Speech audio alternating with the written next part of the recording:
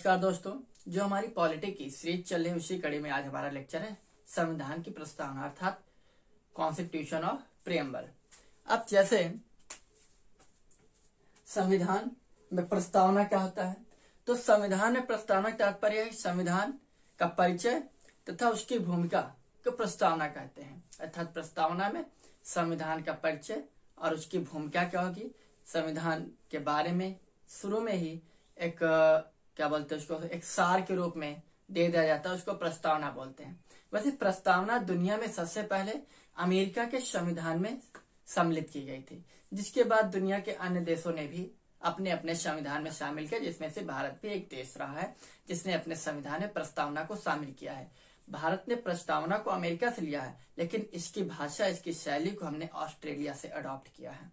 कहाँ से? ऑस्ट्रेलिया से। क्लियर बात। अगर प्रस्तावना अर्थात उद्देशिका सबसे पहले 13 दिसंबर 1946 को अर्थात तीसरी संविधान सभा की जो बैठक हुई थी, उसमें पंडित जवाहरलाल नेहरू ने उद्देश्य प्रस्ताव पेश किया था। वही उद्देश्य प्रस्ताव जो 22 जनवरी 1947 को सर्वसम्मति से स्वीकार किया गया, और वही उद्देश्य को बाद में हमारे संविधान में एज ए प्रस्तावना, प्रियम्बल या उद्देशिका के रूप में शामिल किया गया। तो चाहे तो आप इसको उद्देशिका बोले, चाहे तो आप इसको प्रस्तावना बोले, या इंग्लिश में एक वर्ड है प्रियम्बल। क्लियर। तो आगे अगर देखा जाए तो हमारे संविधान में जो प्रस्तावना है, इसके बारे में कुछ प्रमुख संविधानवेत्ता का कुछ कथन है उनके अपने अपने, जैसे कि मैंने लिख रखा, डायरेक्ट यहाँ से फैक्ट टू फैक्ट क्वेश्चन बनता है। तो आप डायरेक्ट ये नोट कर लेना कि प्रस्तावना हमारे दीर्घकालिक सपनों का विचार है। प्रस्तावना हमारे दीर्घकालिक सपनों का विचार है, ये कथन है हमारे संविधानवेत्ता अल्लादी कृष्णास्वामी अय्यर का। किसका है? अल्लादी कृष्णास्वामी अय्यर का। किस प्रस्तावना हमारे संविधान के दीर्घकालिक सपनों का विचार है। प्रस्तावना संविधान का पहचान पत्र है, अर्थात आइडेंटिफिकेशन ऑफ आवर कॉन्स्टिट्यूशन।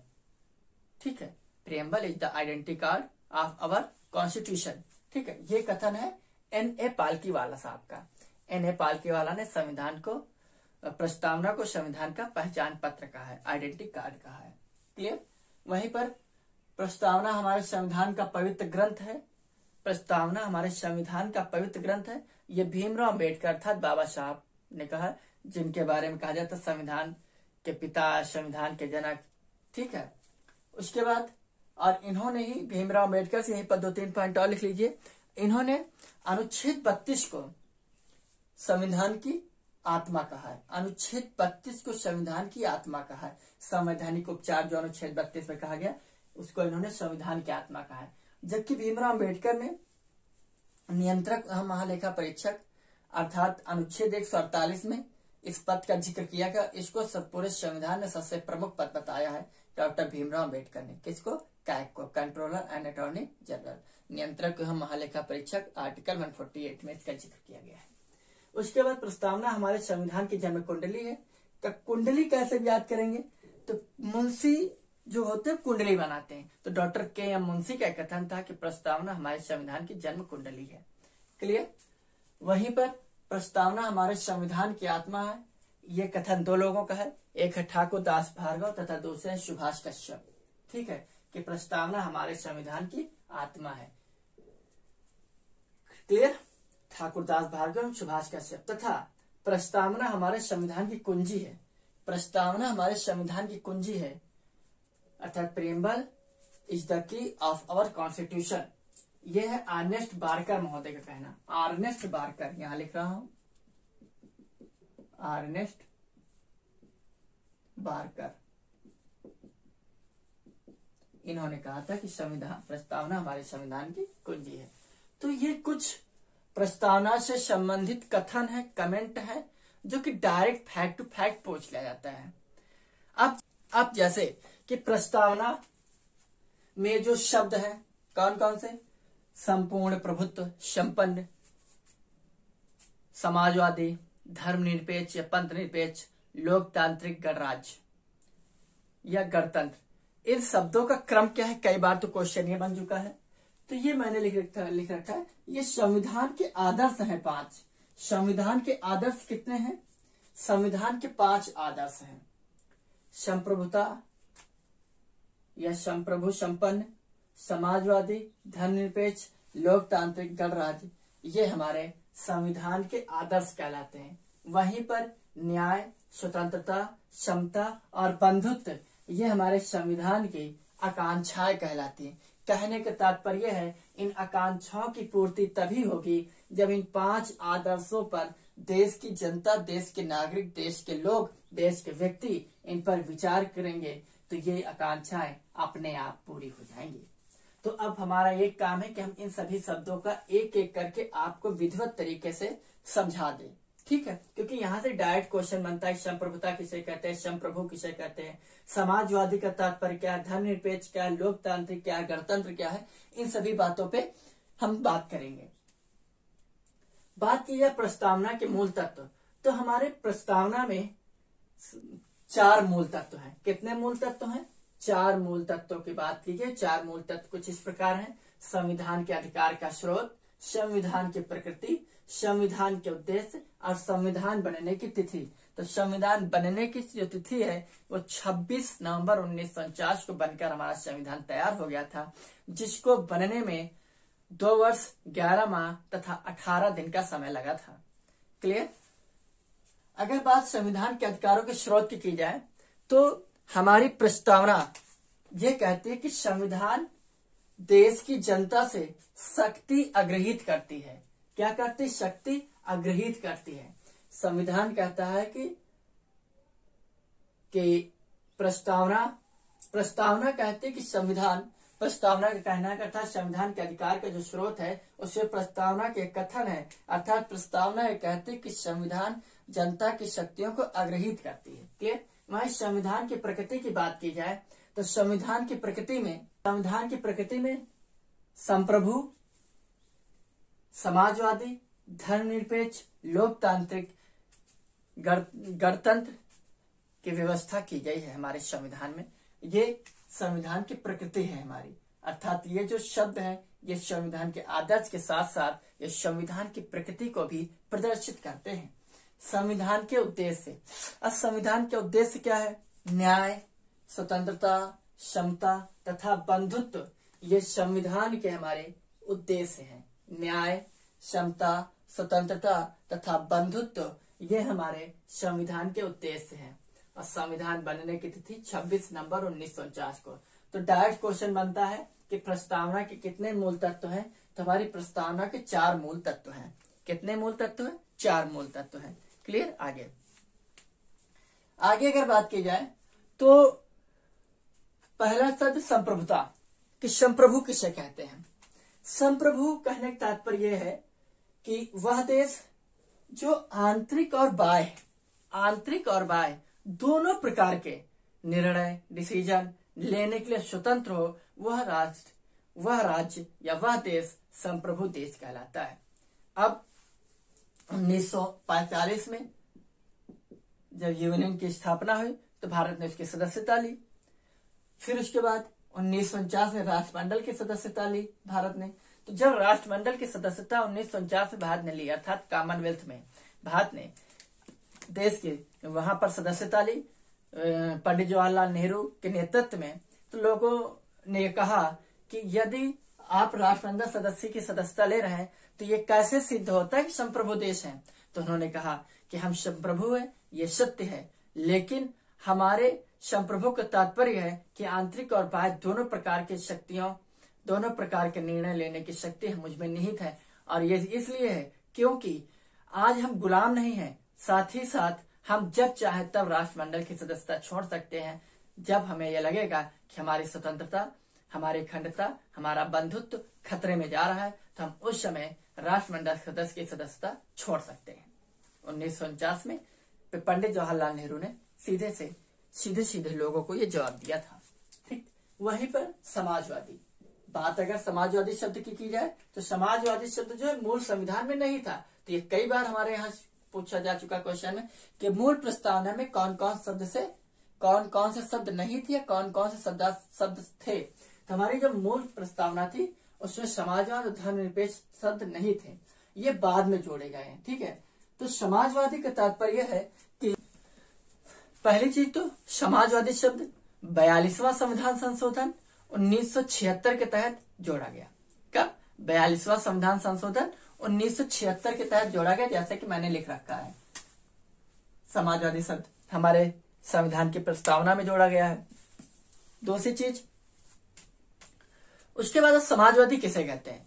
बात अगर समाजवादी की जाए, समाजवादी तात्पर्य यह है कि हमारे देश में जो भी जनता है, जो समाज है, ये समान हो, अर्थात जो भी नियम कानून बने वो सभी के लिए समान रूप से हो, सामाजिक रूप से हो, आर्थिक रूप से, राजनीतिक रूप से। ठीक है, ये समाजवाद में सामाजिक, आर्थिक, राजनीतिक ये सारी चीजें समान रूप से हो।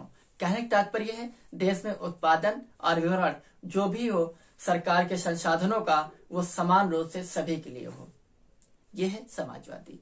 ठीक, अगला हमारा शब्द है धर्मनिरपेक्ष। धर्मनिरपेक्ष शब्द ये भी 42वां संविधान संशोधन 1976 के तहत जोड़ा गया, और 42वां संविधान संशोधन को मिनी कॉन्स्टिट्यूशन भी बोलते हैं। क्या बोलते हैं? मिनी कॉन्स्टिट्यूशन अर्थात लघु संविधान बोलते हैं। तो धर्मनिरपेक्ष शब्द हमारी प्रस्तावना में 42वां संविधान संशोधन 1976 के तहत जोड़ा गया। और धर्मनिरपेक्ष का तात्पर्य होता है कि हमारा जो संविधान है इसमें यह बताया गया है कि हमारे संविधान ने किसी भी धर्म को मान्यता नहीं दी है। पहली चीज तो आप ये जान लीजिए कि संविधान में किसी भी धर्म को मान्यता नहीं दी गई, लेकिन यह कहा गया कि राज्य का कोई भी धर्म नहीं होगा, लेकिन राज्य सभी धर्मों को समान मान्यता देता है। कहने का तात्पर्य यह है कि हिंदू मस्जिद जा सकता है, गुरुद्वारा जा सकता है, चर्च जा सकता है, वैसे मुस्लिम चर्च जा सकता है, गुरुद्वारा जा सकता है, मंदिर जा सकता है, ईसाई भी गुरुद्वारा, मस्जिद, मंदिर जा सकता है। तो कहने का तात्पर्य है कि कोई भी व्यक्ति किसी भी धर्म के प्रति कट्टर न हो, कोई भी देश किसी भी धर्म के प्रति कट्टरवादिता ना है। ठीक है, जैसे पाकिस्तान हमारा पड़ोसी मुल्क, वहां पर कट्टरवादिता है एक धर्म को लेकर, इसीलिए भारत विविधताओं का देश कहा जाता है। कहने का तात्पर्य है कि आप दक्षिण भारत में चले जाइए तो वहां की संस्कृति, वहां के विचार, वहां का रहन सहन, वहां के लोगों के बोलचाल की भाषा अलग है। गुजरात में चले जाइए अर्थात पश्चिमी क्षेत्र में, तो वहां पर वहां के रहन सहन, वेशभूषा, संस्कृति अलग है। आप पूर्वी राज्यों में चले जाएं तो वहां के तो बिल्कुल ही अलग है। जनजातियों वाले क्षेत्र हैं ज्यादातर वहां पर, तो वहां उनकी वेशभूषा, रंग रूप, पहनावा ओढ़ावा, खान पान वो भी बिल्कुल अलग है। उत्तर भारत में चले जाएं बिल्कुल अलग। मतलब इतनी सारी विभिन्नताएं होने के बावजूद, विविधताएं होने के बावजूद भारत पूरा एक रूप से समाहित है। ठीक है, तो धर्मनिरपेक्ष के तात्पर्य डायरेक्ट यही क्वेश्चन आपके जब भी आएगा कि धर्मनिरपेक्ष के तात्पर्य क्या, तो धर्मनिरपेक्ष के तात्पर्य है कि देश का अर्थात राज्य का कोई भी धर्म नहीं होगा, लेकिन सभी धर्मों को समान मान्यता होगी। क्लियर? आगे अब 42वें संविधान संशोधन के तहत 1976 में धर्मनिरपेक्ष शब्द क्यों जोड़ा गया? क्या पहले हमारे संविधान में, मूल संविधान धर्मनिरपेक्ष की झलक दिखाई देती थी, उसकी परछाई दिखाई देती थी? अगर आपसे क्वेश्चन पूछा जाए तो कहना बिल्कुल जी। क्यों? क्योंकि अनुच्छेद 25 से 28 तक धर्म की स्वतंत्रता की बात की गई है हमारे यहाँ। ठीक है, तो इसलिए धर्मनिरपेक्ष, धर्म की स्वतंत्रता की बात की गई, इसलिए 42वां संविधान संशोधन 1976 के तहत धर्मनिरपेक्ष शब्द जोड़ा गया। ठीक, अगला शब्द है हमारा लोकतंत्र। लोकतांत्रिक, लोकतांत्रिक का अर्थ है प्रजातंत्र। अगर लोकतांत्रिक या प्रजातंत्र शब्द मिल जाए तो आप कंफ्यूज मत होना। चाहे लोकतांत्रिक या लोकतंत्र या प्रजातांत्रिक या प्रजातंत्र, दोनों ही शब्द सेम है। लोकतांत्रिक का तात्पर्य है कि देश की जनता अर्थात जिस देश में जो भी देश लोकतांत्रिक होगा वहां उस देश की शक्ति वहां की जनता में निहित होगी। पहला ही पॉइंट मैंने आपको बताया था यहाँ पर संविधान के अधिकार का शुरुआत में कि प्रस्तावना ये कहते हैं कि हमारा संविधान जनता से शक्ति ग्रहित करती है। कहने का तात्पर्य यही है कि लोकतांत्रिक देशों में जो शक्ति होती है जनता में नहीं होती है। अब आपके दिमाग में होगा कि हमारे हाथ में कैसे शक्ति है सर? क्योंकि शक्ति अगर हमारे हाथ में होती तो हमारे साथ कभी दुर्व्यवहार न होता, तो समझिए, आपके हाथ में शक्ति होने का तात्पर्य यह है कि आपको वोट देने का अधिकार दिया गया है। लोकतंत्र की सबसे बड़ी पावर है वोट, और वोट मत जब हम देते हैं किसी भी व्यक्ति को जिसको हम अपना प्रतिनिधि चुनते हैं, वही आके जाकर संसद या विधानमंडल में जाकर हमारा नेतृत्व करता है। संसद में, लोकसभा में जाकर, और विधानमंडल में, विधान परिषद में जाकर हमारा नेतृत्व करता है। और हमारे ही द्वारा हमारे देश की जो सर्वोच्च इकाई अर्थात राष्ट्रपति अर्थात देश का जो अध्यक्ष होता है उसको वो चुनते हैं। तो यहाँ शक्ति किसके हाथ में निहित है? जनता के हाथ में निहित है। क्लियर? बाकी लोकतंत्र दो प्रकार का होता है, एक प्रत्यक्ष लोकतंत्र होता है, दूसरा अप्रत्यक्ष लोकतंत्र होता है। प्रत्यक्ष लोकतंत्र का जीता जागता उदाहरण स्विट्जरलैंड है। स्विट्जरलैंड में प्रत्यक्ष लोकतंत्र के दो प्रमुख स्तंभ होते हैं। एक होता है रिकॉल।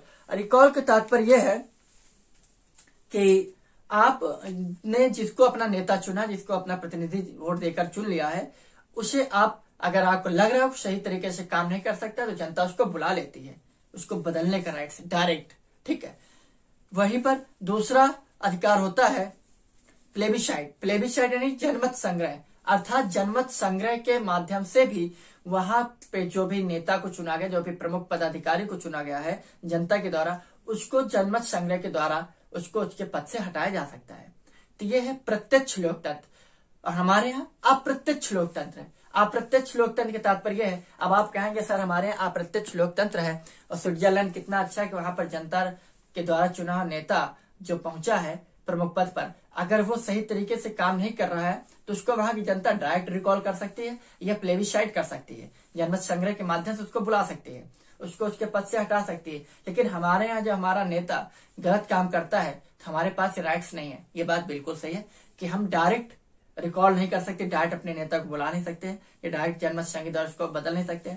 लेकिन हमारे यहाँ जो हम वोट करते हैं एमपी के इलेक्शन में, मेंबर ऑफ पार्लियामेंट, अर्थात जो हम अपना सांसद चुनते हैं, हर डिस्ट्रिक्ट से एक सांसद चुना जाता है। तो उसमें से वो जो सांसद जब लोकसभा पहुंचते हैं तो उस लोकसभा में बहुमत दल का जो बहुमत प्राप्त पार्टी होती है, जो दल होता है, वो अपना एक नेता चुनती है। वही नेता देश का प्रधानमंत्री बनता है। तो बहुमत दल का जो प्रमुख होता है वही नेता, वही प्रधानमंत्री बनता है। तो हम प्रधानमंत्री को डायरेक्ट अगर गलत कर रहा है तो हम डायरेक्ट उसको उसके पद से नहीं हटा सकते हैं, लेकिन उसको हटाने की कुछ प्रमुख हमारे यहाँ भी प्रक्रियाएं हैं। तो वो हम आगे लेक्चर में आपको जब प्रधानमंत्री को पढ़ेंगे तब वहां पर विस्तृत तरीके से उस पर बात करेंगे, चर्चा करेंगे। क्योंकि यहाँ पर अगर हम चीजें एक दूसरे से जोड़ने लगेंगे तो लेक्चर बहुत बड़ा हो जाएगा। क्लियर?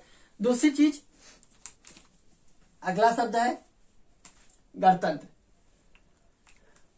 दुनिया में सबसे प्रमुख जो तंत्र है वो राजतंत्र है। राजतंत्र क्या होता है?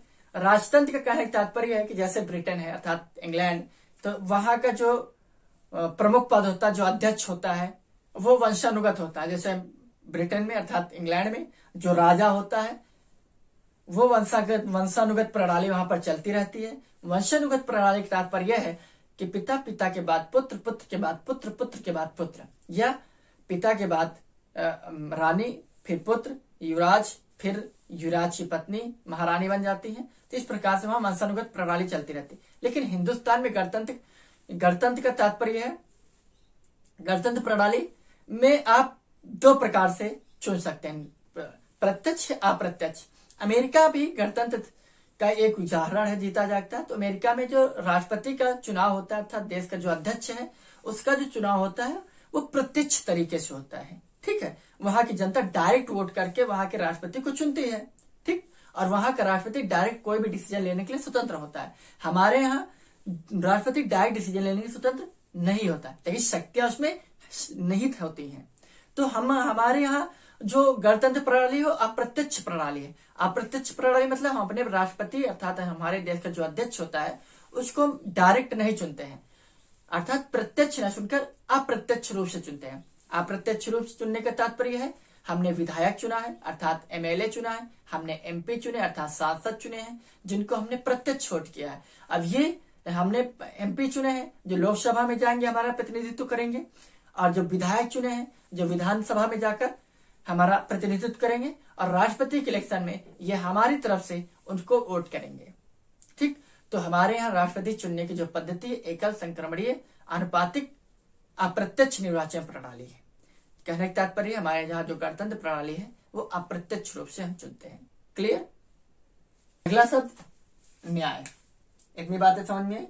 न्याय, बात अगर न्याय की जाए तो मैंने बताया था ये जो 5 शब्द ये आदर्श कहलाते हैं। ये संविधान के प्रस्तावना के हमारे आदर्श हैं और ये आकांक्षाएं हैं। आदर्श कहने का तात्पर्य है अगर हम आदर्श पे फोकस करेंगे, दिमाग लगाएंगे, इन पे विचारों पे चलेंगे तो उसकी वजह से हमारी आकांक्षाएं पूरी हो जाएंगी। न्याय, न्याय की बात की जाए तो न्याय 3 प्रकार का होता है, सामाजिक, आर्थिक और राजनीतिक।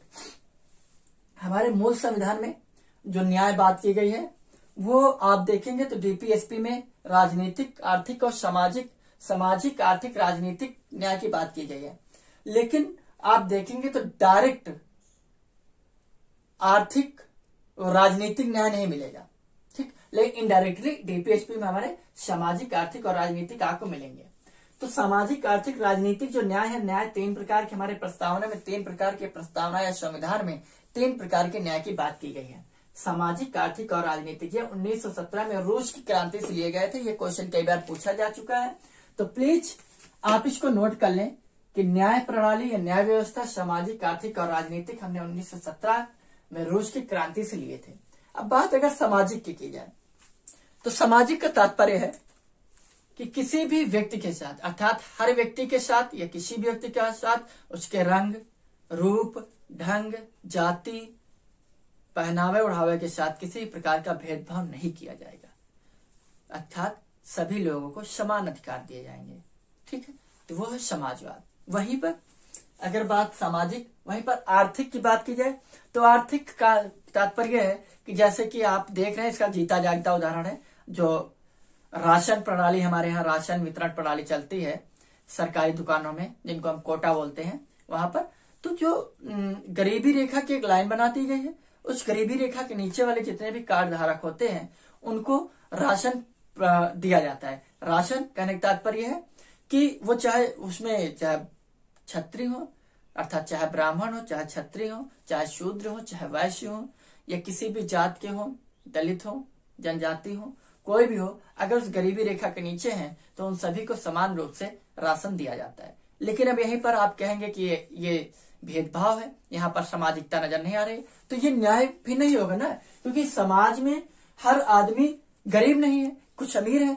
तो इस कहने का तात्पर्य है आर्थिक रूप से मदद करने का तात्पर्य है, जैसे सपोज दैट मान लीजिए ये एक स्टेडियम है, ठीक है, यहाँ पर ये व्यक्ति महोदय हैं, यहाँ पर देख रहे हैं, आराम से देख रहे हैं, ये व्यक्ति महोदय हैं, यहाँ पर खड़े होकर ऐसे लंबे लंबे होकर देख रहे हैं, ये व्यक्ति हैं, ये यहीं पर खड़े हैं, अब इनको दिख ही नहीं रहा।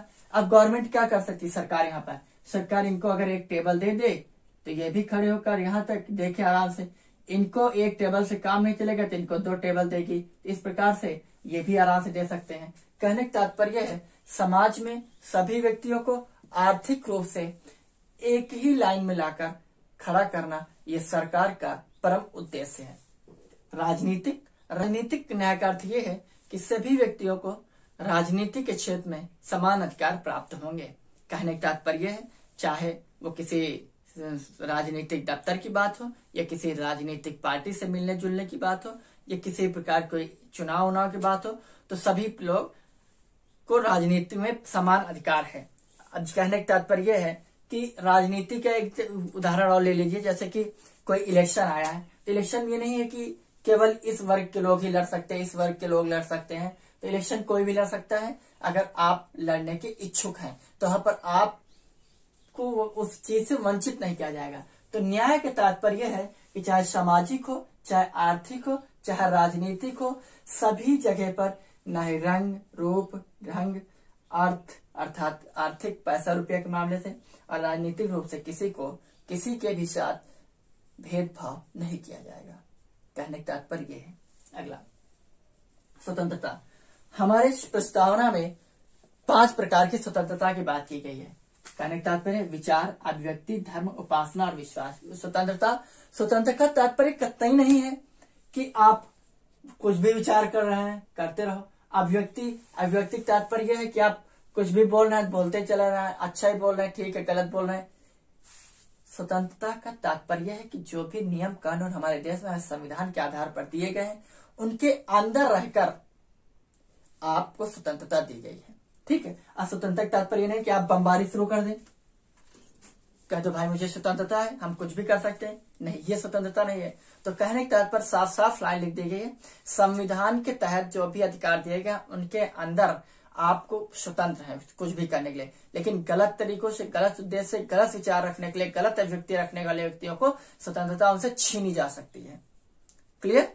अगला, अब धर्म की जैसे स्वतंत्रता है कि आप अपने धर्म का प्रचार प्रसार करें। ठीक है, आप अपने धर्म का प्रचार प्रसार करने के लिए स्वतंत्र हैं।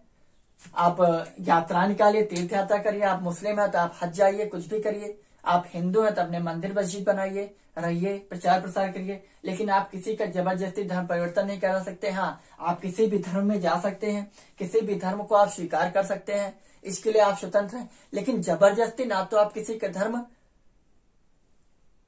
को धर्म स्वीकार करने के लिए बाध्य करेंगे, ना ही लाभ किसी भी लोभ या लालच की वजह देकर, और ना ही यदि आपको जबरदस्ती कोई धर्म परिवर्तित करा रहा है तो आप उसकी शिकायत दर्ज करा के उसके खिलाफ कार्रवाई भी कर सकते हैं।